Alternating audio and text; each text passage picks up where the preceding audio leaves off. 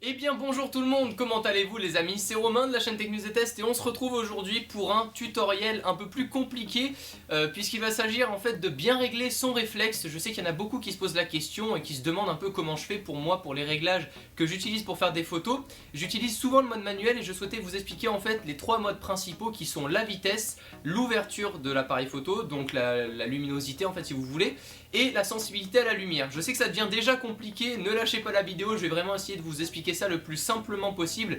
J'ai déjà pu le faire avec quelques collègues sur Skype pour leur expliquer quelques trucs, je vais essayer de faire la même chose avec vous en vidéo. C'est compliqué donc vraiment ne m'en voulez pas si des fois je bug, si je cherche mes mots, parce que c'est vraiment compliqué d'expliquer ça simplement à une personne qui vient d'acheter un appareil photo et qui n'y connaît strictement rien.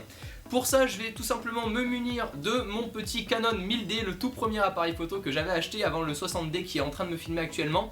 Juste au-dessus, j'ai ma petite LDLC Touch C1, la petite caméra LDLC, donc qui va venir filmer mes modes, comme ça vous allez pouvoir voir les deux, à la fois moi et à la fois la caméra. On va commencer par allumer tout simplement notre appareil photo, donc il est imaginons sur off, on vient le mettre sur on, jusqu'à là j'espère que vous suivez. On vient sur le mode manuel. Pourquoi manuel? Pour pouvoir tout régler comme on le souhaite et que ça soit pas l'appareil photo qui nous fasse la photo mais bien nous, et ça va être ça vraiment le plus important avec ce mode manuel, c'est que ça sera à nous de tout régler. Une fois qu'on est donc sur le mode manuel, moi j'utilise Canon, pour ceux qui utilisent Nikon, référencez-vous avec votre manuel pour savoir un peu quel mode il faut adopter. Je pense que c'est le même, ça s'appelle manuel aussi, enfin bref, vous avez un peu à chercher je pense dans le mode dans la notice tout simplement avant d'utiliser votre appareil photo, ça va être super important pour ça. Les notices, j'en ai bouffé croyez-moi et ça sert énormément, donc surtout quand vous achetez un appareil photo un peu complexe à utiliser, n'hésitez pas à le lire, ça aide pas mal. On se retrouve donc avec trois modes, donc en haut à gauche on va avoir la vitesse tout simplement à laquelle va être prise notre photo, en haut à droite on va avoir l'ouverture de notre objectif, donc on va voir ça aussi, qu'est-ce que l'ouverture. L'ISO c'est la sensibilité à la lumière, plus le chiffre est haut, plus votre appareil va être sensible à la lumière et donc votre photo est censée être prise plus rapidement puisqu'il y a de la lumière qui rentre et donc elle va être vite fournie en luminosité. Mais on va voir aussi que ça joue des tours si jamais notre chiffre est beaucoup trop haut, on va voir que ça nous joue des tours aussi dans la photo. Le but, ça va être de coordonner les trois modes pour pouvoir avoir une photo correcte. Donc c'est-à-dire ne pas avoir un mode trop élevé et l'autre trop en dessous. Imaginons l'ISO avec un chiffre 100 et la vitesse avec un 4 millième.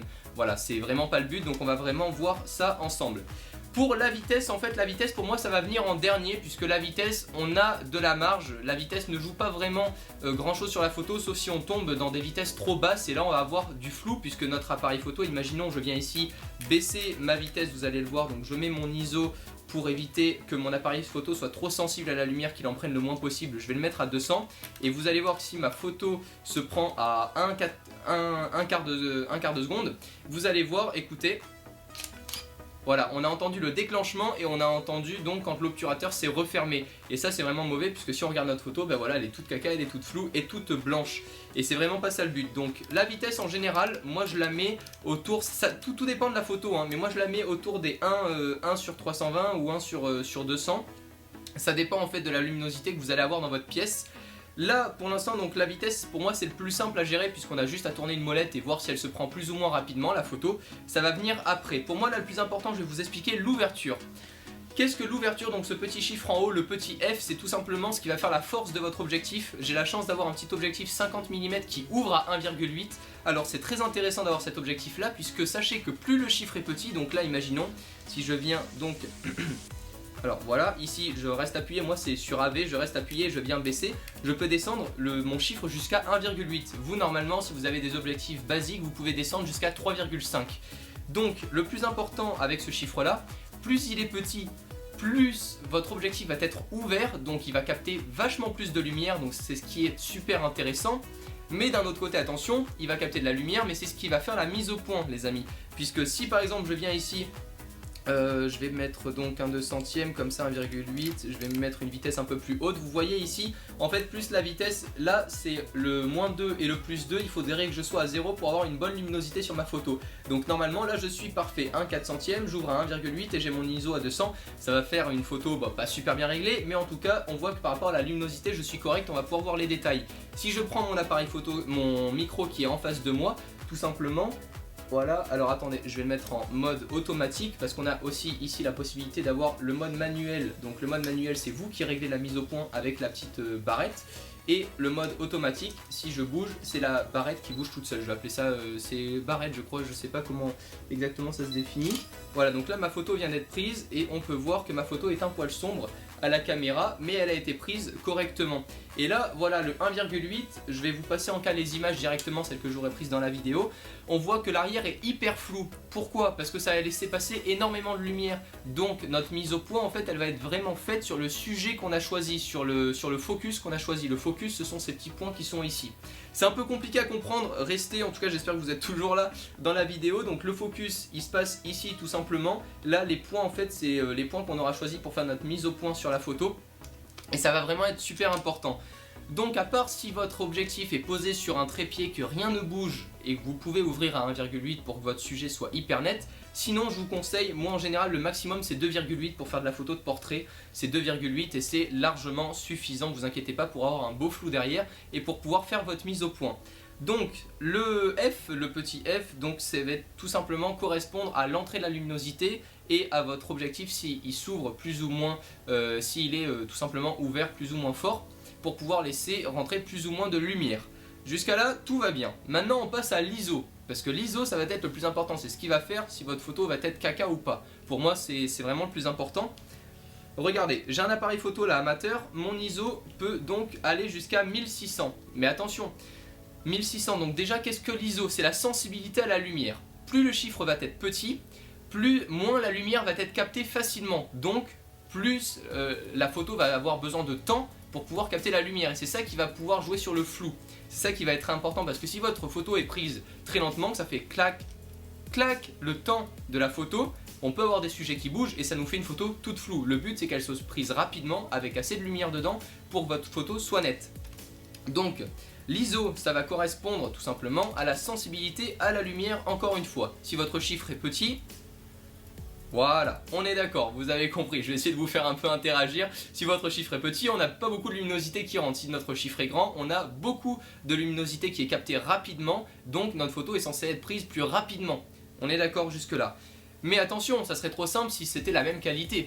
Et oui, puisque si votre appareil photo capte la sensibilité à la lumière plus rapidement, il va donc demander plus d'efforts, et votre photo, vu qu'elle va être prise plus rapidement, on va avoir moins de détails possibles, et c'est ce qui va former le grain. Vous savez, quand une photo est un peu granuleuse, ça fait souvent ça avec les flashs tout pourris prises dans la glace, les selfies pris dans la glace avec le flash de l'appareil photo du téléphone, ça fait du grain. Pourquoi? Parce que votre appareil photo a dit attention, il faut que je prenne la photo rapidement, mais j'ai pas le temps de prendre tous les détails, donc ça va nous faire du grain, du bruit sur la photo. C'est ce qui va être important à régler. En gros, si vous voulez laisser l'ISO à 1600, c'est que vous êtes en pleine soirée, en plein dans le noir, avec juste deux spots de photo, juste deux lumières, pour éviter, donc on n'a pas beaucoup de lumière autour de nous, et donc on va forcer sur l'ISO, sur la sensibilité à la lumière, pour que notre appareil photo prenne notre photo rapidement et ne pas avoir de flou. Donc en général, moi je suis toujours resté sur les appareils photo en plus comme ça amateurs qui sont pas très optimisés pour l'ISO et qui font rapidement du bruit, je l'ai laissé à 400. Voilà, moi mon ISO, je le mets, pour moi mon maximum c'était 400. Dès que je dépassais l'ISO de 400, c'était que j'étais dans une soirée ou alors vraiment avec une très faible luminosité. Mais sachez que la qualité de la photo va en prendre un coup. En fait voilà, on va devoir aligner les trois. Donc l'ISO, la sensibilité à la lumière, ne pas la laisser trop haute pour pas avoir de grain, mais ne pas la laisser trop basse pour quand même capter suffisamment de luminosité pour pouvoir prendre notre photo rapidement. On va devoir gérer avec notre vitesse. Pourquoi notre vitesse? Parce que si on la met trop lente et l'ISO beaucoup trop haut, ben on va capter une lumière énormissime et notre photo va être toute blanche, ce qui est logique puisque la photo aura beaucoup plus de temps de capter les détails, donc la lumière va rentrer, mais on va voir que du blanc, on va voir une page blanche. Regardez, on fait le test ensemble ici. Si mon ISO ici je le mets à 1600 et que je baisse ma vitesse, même pas en dessous de 1/20, voilà, je mets 1/20, je prends ici, alors je vais le mettre en manuel sinon ça peut pas me faire la mise au point sur du blanc, je vais le prendre comme ça, hop. Regardez, ma photo, elle va être toute blanche. Voilà, ma photo est toute blanche et elle est toute horrible. Pourquoi? Ben encore une fois, parce que l'appareil photo a eu trop de temps pour capter la lumière et donc les détails sont tout simplement passés à côté, il a bouffé que de la lumière et on n'a pas eu le temps de prendre la photo. Donc ça va vraiment être ça. Donc là par exemple, si je mets mon ISO, si je veux faire une belle photo, je mets mon ISO à 400. Je vais venir mettre, là j'ai une bonne luminosité dans la pièce, en plus correcte, j'ai pas de lampe allumée donc c'est vraiment le top. Et je vais mettre ma vitesse à 1/250e, on va tester un peu et là on voit notre barre en fait bouger un peu. Donc là on voit qu'on est un poil au-dessus. Pour moi c'est parfait, il faut toujours que je sois à plus 0,5 ou plus 1 en luminosité pour me dire que ma photo va être bonne en fait. J'ai juste à faire ma petite mise au point en automatique sur mon micro et c'est parti. Voilà, là je viens de prendre ma photo et vous voyez que ma photo est encore un poil sous-exposée. Sous-exposée, c'est-à-dire qu'elle n'a pas assez de lumière, mais sinon on voit quand même qu'elle est plutôt bien réussie. On a un beau flou derrière comme on souhaitait pour démarquer notre sujet. On va essayer de la refaire en mettant la vitesse un peu plus lente, donc l'appareil photo va prendre un poil plus de temps à la prendre, mais tant qu'on est au-dessus de 1 centième, elle va vraiment être correcte. Dites-vous ça, tant qu'on est au-dessus d'1 centième en vitesse, on va vraiment être correct. Et là je vais continuer à la prendre. Voilà, j'ai un poil bougé, mais normalement ça devrait être bon. Voilà, et là on voit que notre luminosité est vraiment parfaite. La luminosité est très bonne, on a un flou derrière, l'appareil photo est bien réglé et on est prêt à prendre les photos dans la pièce. J'espère vous avoir expliqué vraiment le tout. N'hésitez pas à réécouter la vidéo, je sais que c'est très compliqué à comprendre, mais n'hésitez pas à réécouter la vidéo. On va faire un petit récapitulatif, dernier récapitulatif ensemble. La vitesse, plus elle est basse, plus ça laisse le temps à la lumière de passer. Donc par exemple pour les photos de nuit, pour tous ceux qui se demandent comment ils font à prendre des orages en pleine nuit, à voir l'orage, à le prendre au bon moment, et bien c'est très simple. On met notre vitesse tout simplement au minimum, donc notre photo va mettre, imaginons là, 30 secondes, pendant 30 secondes, notre obturateur va être ouvert. Ne faites surtout pas ça au soleil, c'est le meilleur moyen de cramer son capteur. Si vous prenez le soleil et que vous laissez la lumière pendant 30 secondes arriver, votre capteur va être cramé, net et précis, ça c'est pratiquement obligé. Mais si on est en pleine nuit, pendant 30 secondes, ma photo va se prendre. Si c'est sur un trépied que ça bouge pas, bah c'est parfait, ma lumière rentre et elle attend juste que hop, t'es l'éclair qui arrive. Donc on se met à 30 secondes, imaginons. Le F pour faire une photo d'éclair, hein, je vous parle ça peut être une autre photo de paysage en pleine nuit. Le F, je viens le mettre ici par exemple à F10 ou F8, ça veut dire que ça va laisser très peu de luminosité rentrer, mais on s'en fiche puisque pendant 30 secondes la luminosité va rentrer, donc on aura vraiment le temps de capter la lumière.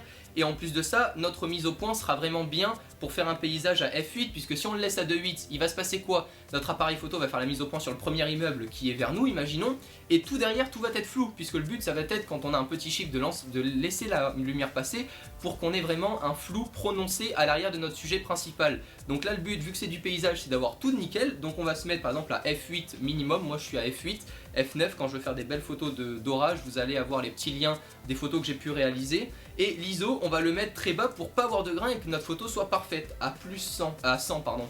Voilà, donc là on va vraiment avoir une belle photo de nuit, on va pouvoir laisser la lumière passer sans forcer sur la sensibilité à la lumière. Donc voilà pour les photos de nuit, la caméra il y a eu un petit souci, donc désolé pour le petit décalage. Donc pour les photos de nuit on va vraiment pas avoir de grain et ça va vraiment être le bon réglage, en tout cas pour ma part quand il fait très nuit. On va laisser suffisamment de temps à la lumière de rentrer, nos réglages sont parfaits et on est prêt à prendre une photo bien évidemment sans bouger, hein. Si vous prenez la main, il suffit que vous bougiez un poil, votre photo est totalement ratée. Donc vraiment ces réglages là très lents sont faits pour être sur un trépied, vous bougez même pas les pieds si vous avez les pieds sur la même surface que là où est le trépied, parce qu'un juste une micro-onde qui arrive dans le trépied, même s'il va y en avoir quand même, ben, ça peut vite pourrir la photo. J'espère vous avoir expliqué tout ça le plus simplement et le plus rapidement possible, c'était super long les amis. Je suis désolé pour certains qui ont peut-être pas compris, enfin je sais vraiment pas si je l'ai bien expliqué ou pas, j'espère en tout cas vous l'avoir bien expliqué. C'est de l'entraînement la photographie, sortez de chez vous, allez prendre des photos, testez, prenez des sujets, d'autres sujets, envoyez-les moi sur Twitter, Facebook, je vous aiderai s'il n'y a pas trop de demandes d'un coup, il n'y a aucun souci, je peux vous aider. Mais voilà, vraiment sachez que la photographie ça vient pas comme ça, là ça fait 5-6 ans que j'ai cet appareil, ça fait 6 ans je crois cette année que j'ai cet appareil là, donc dites-vous qu'avant d'expliquer comme ça en caméra, ça fait 6 ans que je prends les photos à Noël, aux anniversaires, enfin de partout, en voyage, pour pouvoir m'entraîner suffisamment et pouvoir vous expliquer ça. Pour tous les pros de la photo qui vont me dire ouais mais attends ça on dit pas comme ça, ça on dit pas comme ça, je sais que j'ai peut-être pas utilisé les bons termes, mais si j'utilisais les termes trop techniques, la plupart d'entre vous se seraient déjà barrés de la vidéo, parce que mon but c'est que vous compreniez, tous ceux qui sont pros de la photo n'ont pas besoin de venir voir cette vidéo, c'est vraiment pour les débutants. Donc voilà, j'espère vous avoir expliqué ça clairement, j'espère aussi que la petite caméra aura bien fonctionné là-haut pour pouvoir tout vous expliquer correctement et que vous ayez pu voir correctement les plans aussi.